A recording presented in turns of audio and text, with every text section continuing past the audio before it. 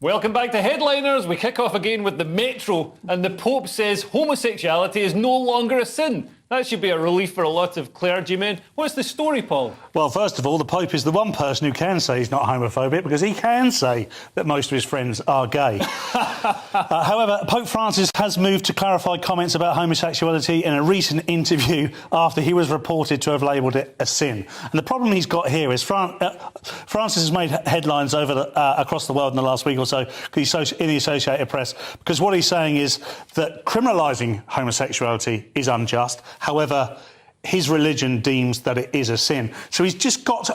I'm always fascinated when the Catholic Church go at these stories. Now, I'm not sure if religions can be progressive and keep evolving. Perhaps they have to keep people coming in through the church door. But this is you can argue till the cows come home whether homosexuality is deemed bad within the Bible. But one thing it is pretty much overwhelmingly seen as is a sin. Not something I agree with, by the way. So how he can be progressive about this in any way?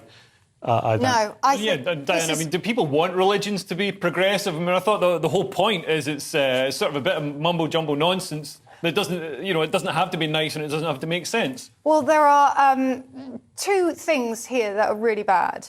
One is that, yes, you're right, he's trying to change his religion. Now, I'm sorry, either it's the word of God or it isn't. Yeah. Either it's what you believe or it isn't. And what's happening is he's trying to bring in a whole new range of people. He's saying, oh, no, look, we're cool with the LGBT crowd. We're cool. It's like, well, you're not. Mm-hmm. And your God isn't. And your religious book isn't. So make up your mind. Well, because a lot of people are going to jump over to Islam because they're not changing their book. Yeah. Do you know what I mean? Although they perhaps should. The second thing, which is really bad, is that he did say it's a sin. He said it's a sin, and he said, but it's not a crime.